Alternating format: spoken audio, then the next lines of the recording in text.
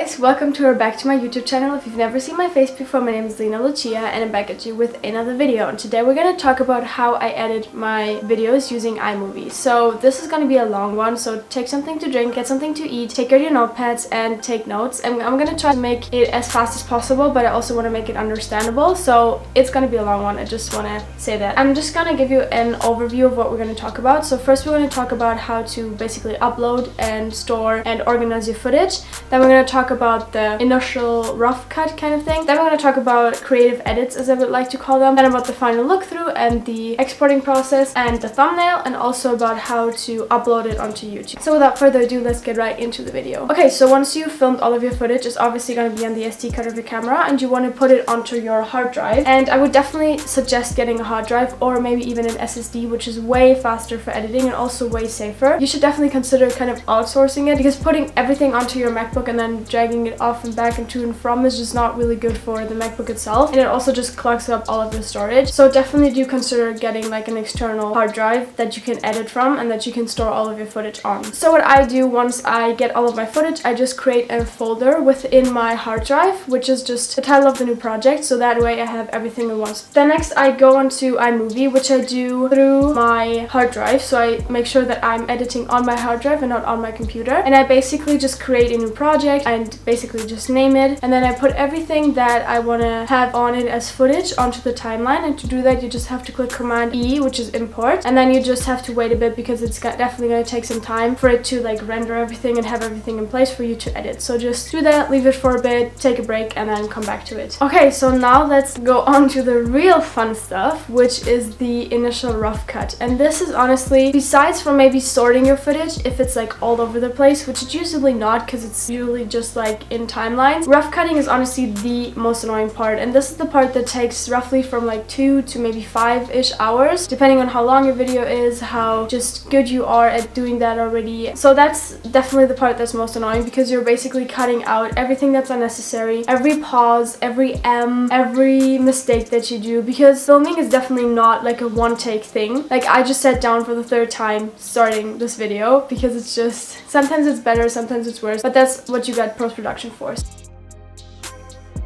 I don't know what B stands for. Whatever, it's just Command B.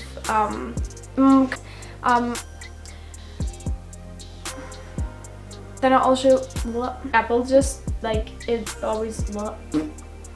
So I'm just gonna quickly show you how it is done in iMovie, and to do that you basically just click Command B for the length of the clip that you want to delete, and then you just hit delete. And yeah, you basically do the same thing over and over and over and over and over and over again until you have a smooth one-take thing without any pauses, without any ends, without any stumbling, without any side distractions, just like a clean run of the whole video, which as I said takes approximately 2 to 5 hours. And you definitely, what you want to do is you want to add B-roll, and I put this into the not creative edit just because I think B-roll is so very essential. Like usually in every video you should definitely have B-roll, and if you guys don't know what B-roll is, it's basically the clip that is played onto something if you're just talking about it. So it's basically all of the screen recordings that I'm showing now, or maybe like close-ups or something like that kind of stuff that just makes it a lot more interesting to watch a video. And to do B-rolls on iMovie, it's basically very straightforward because iMovie is a very broken down kind of system. Like it's really easy to use and it's a lot of drag and drop kind of things. So to do that, you basically just cut down your B-roll on how long or how short you want it, and then you just drag and drop it on top of the clip that's already existing, and then you can see that it basically cuts away to the B-roll and your original clip is not longer shown, but the voice of the original clip is still there, which is obviously amazing because then you don't have to do a voiceover every time that you do that. Kind of annoying thing about iMovie is that you can only add one overlayer, so you could not add like multiple layers upon one clip, which is like the only thing that's kind of annoying about iMovie. But then again, it's like easy and it's for free, so still a good software to use. Okay, so now let's get into the creative edits. So how can I make my video more interesting, a little bit funnier, more entertaining, just more aesthetically pleasing, all of that stuff. And there's 1,000 things that you could possibly do. I just kind of showed you some of the things that I usually do because everybody kind of has their own style obviously, and everybody does it a bit differently, but that's what I usually like to do. So first of all, you have to adjust your audio, which is not a creative edit I'd say. But to do that, you just basically click on the line that goes all throughout the audio file, and you just drag it up and down depending on how loud or how not loud you want it. Then the next thing that you should definitely do is color correction, and the color correction tool in iMovie is pretty straightforward, and it's pretty like coolly developed. Like there's not a ton of things that you can do. You just click the top painting kind of thing symbol that there is, and you just play with the buttons. So I do brightness up, highlights down. I maybe might add some contrast, and considering how washed out the video is. And I also usually turn up the saturation just because I really like a colorful picture. And sometimes I will subtract some warmth of it because most of the lighting that I used to have was really warm and really yellow, and that's not something that I think is really nice in videos. And I definitely suggest that you do audio and color correction all in one at the first step, because that way you still have like one long clip and not 1,000 single clips that you have to copy and paste everything onto. So definitely do that first. Then you can also obviously make your clips go faster or go slower and do a slow motion clip or a time lapse. And to do that, you just click the little like speedometer symbol at the top right, and then you can switch between like normal, fast, slow, and also custom. And you basically can just adjust anything the way that you want it to be. Adding titles is one of the easiest things that you can do in iMovie, and it's basically also just dragging and dropping it onto the file. So you basically just go to the left hand corner and you select titles, and there's a multiple that you can choose from. I usually just use the first two, and then I just drag them, drop them over the clip that I want, adjust, and then I'm all good. Like it's really very self-explanatory. Another dragging and dropping feature is transitions, and transitions there also are multiple ones in iMovie already given, and you also just go to the top left corner and then you can see transitions, and there's like a couple ones. I usually just use the fade in and fade out. Sometimes I do the swiping motion, but only if I like actually do like a swiping motion, which not often happens. So I just drag that and drop that in front of my clip, in front of the last clip, to kind of have a nice fade in fade out. I don't do this too often because I just like a more subtle look. I don't really like those like fancy crazy transitions, but as I said, that's all up to like your style and your way of doing it, and just the way that you prefer your editing style to be. Okay, so Ken Burns. Ken Burns are something that basically you do if you want to kind of make a clip zoom into your face or zoom onto something in the background, or you want to go from the left bottom to the right top or something like that. That's what a Ken Burn is, which I think actually had like a big revival since Emma Chamberlain kind of started using them, and now everybody's kind of using them. But they're also a lot of fun. I really actually like using Ken Burns. And to do that, you basically click this little frame picture in the top right, and then you click on add Ken Burn, and then you basically just adjust the window. So it has a start and an end window, and then you can just turn them around and like see how it goes. The only thing is that you can only lay it on top of like a full clip. So if you have a big clip and you want just a section of it to be a Ken Burn, you basically have to edit it before with Command B and make it its own clip in order to put the Ken Burn onto it, because you can't really adjust like when it stops and when it starts. So there's just one Ken Burn for one clip. Okay, something that's really important if you do like a kind of tutorial maybe is recording voiceovers. And to do that, you basically just hit the little microphone, and then it creates a voiceover, counts down from 3, 2, 1, and then it starts at the point where you were with your cursor once you hit record. And then you can just basically babble away and like record whatever you want to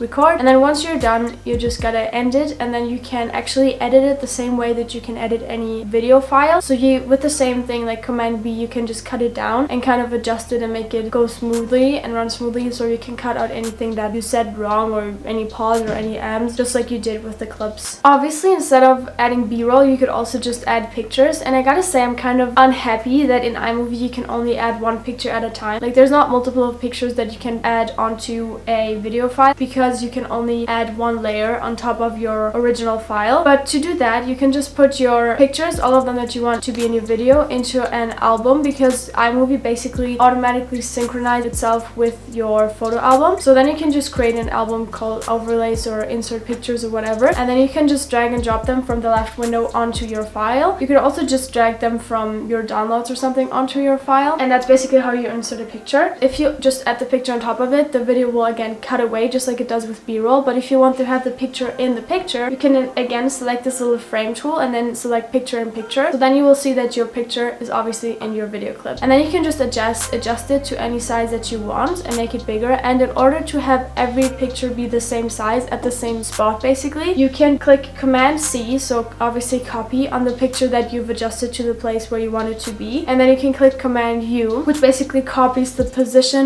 of the overlay of your picture onto the next picture. So then every picture will be in the same left-hand corner, for example, which I think is really important to keep that consistency, because if you constantly have to jump around to see the picture, or if it's like moving slightly, it's just so irritating. So that's definitely a great tool. Something else that I have just recently introduced into my editing style is these kind of overlays and animations, and I really love the style that it gives and like the creative outlet that it offers. I just really enjoy that. So I gotta say that I am doing that on my iPad. I don't know if you can do it on your laptop. I'm really sorry. So maybe invest in an iPad or borrow some of your friends' if you want to do that. But you might also just find some tutorials on that on YouTube maybe. I will link some below if I can find any, but I just do it on my laptop, so I'm going to explain to you guys how I do it. And the app that I use on my iPad is called Sketchbook. And so to create an overlay, you basically take a screenshot from your current video that you have, and then you insert it into Sketchbook. And the dimensions that you have to use are currently on the screen. I don't know them by heart. And then you just basically add a new layer that you can draw on. You basically just draw whatever you want to say on the overlay, and then you just remove the background and download the picture. So then you can see that you basically just have the writing without any background to it, and that is obviously important because you want to put it over your video. You want to have a continuous video just with the overlay on top of it, and obviously the writing does not have to be perfect, because it is exactly those like little shapes and crooks and nooks that it has that's different, that makes it so cool and that makes it kind of move in that way. So once you do that for everything, and you can do 2 layers or 3 layers, I just do 2. And once you have all of these overlays, you can just put them in an album like I did before and just upload them onto iMovie. And then what you have to do is you basically just have to drag and drop them on top of the original clip. So as I said, you cannot layer, so you cannot have a b-roll and then this on top of it. You have to first have the overlay and then the b-roll, or first the b-roll and then the overlay, which is kind of annoying, but whatever, you just gotta work with it. And then you basically just cut the many different pictures right behind each other, and I usually have like a time of 0.11 seconds that it shows one and then it switches to another. So you basically just do like 1 2 1 2 1 2 1 2, and then as you can see, if you play it back, it just kind of moves like that. And that's how you create these overlays, which I think is so cute, and I just absolutely love them. Okay, another really cool feature that's really easy to do is one of those like VHS effects, or if you want to have this like math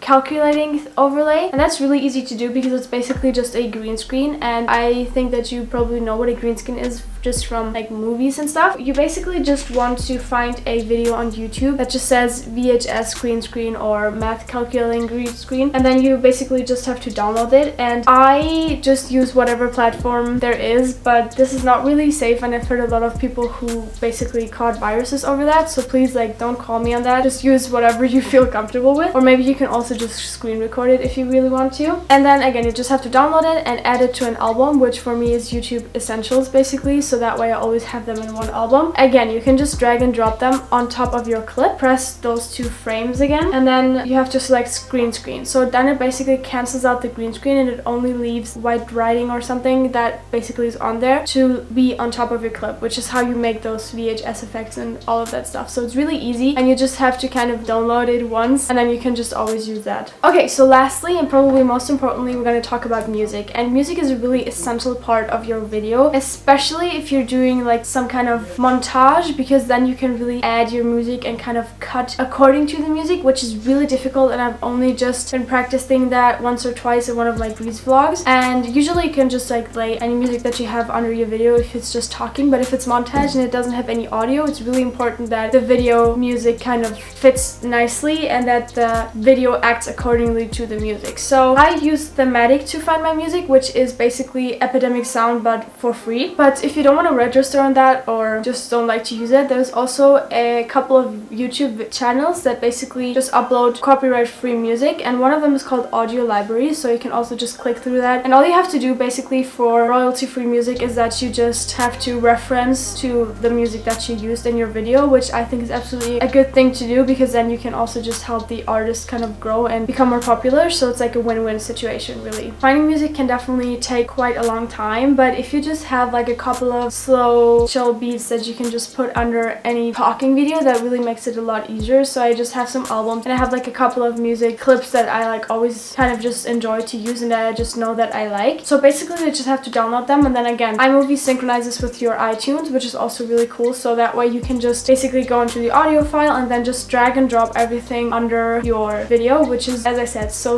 easy. And you definitely want to make sure that you have a fade in and a fade out throughout your music, because nobody nobody likes choppy music. Like, choppy videos are okay, but choppy music just sucks. So definitely always do a fade in and a fade out. And there's also something called keyframes, which if, for example, you have a talking video and then you just have like a little montage and you want to make the music go a little bit louder, but not like fully crazy, add a new song or anything, you can just add a keyframe. And to do that, you just have to click option and basically hover over the audio file and over the line that there is with your cursor, and then just click on it, and then you can see it adds like a little kind of star. And you want to add 4 of them because you want to have, as I said, a nice fade in and fade out. And then once you've added a star, you can basically drag the line that's in between them up and down, depending on if you want to make it go louder or more quiet, basically. Okay, so once you've spent probably like 5 hours editing this video and you've had multiple final look throughs and fine edits and fine cuts and everything, and I usually have like a checklist. I really need a checklist because otherwise I will forget to color correct or to add music or to add my titles or to insert my transitions. Like, I really just need that because there's so much that you have to do for a video that you really just forget half of it if you don't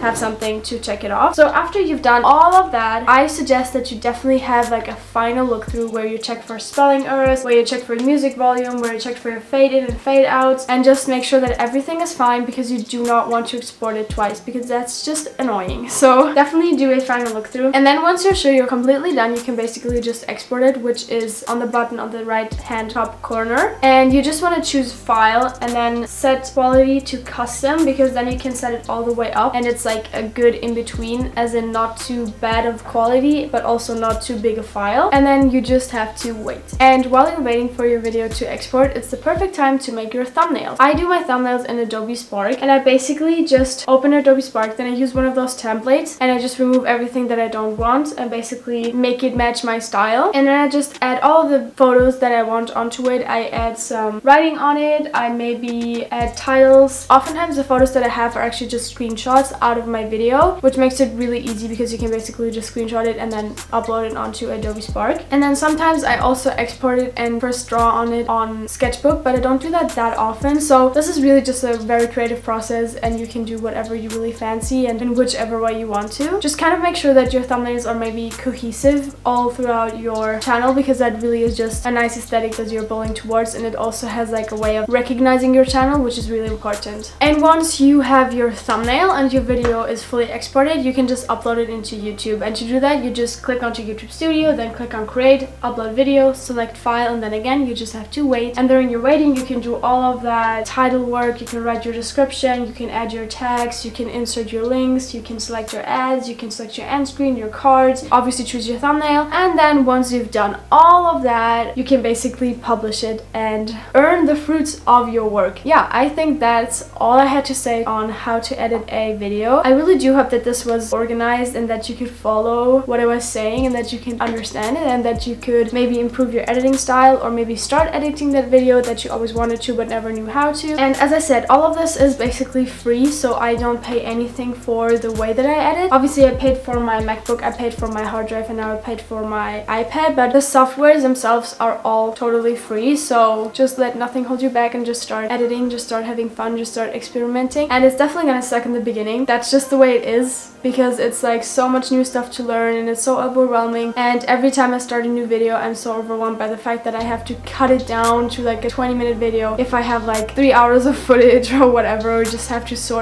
through everything. And it's a lot, definitely, but yeah, just if you do enjoy it, then go ahead and show it to the world, or maybe just keep it for yourself. But yeah, I really hope that you did enjoy this, as I said, and I will see you in one of my next videos. Bye bye!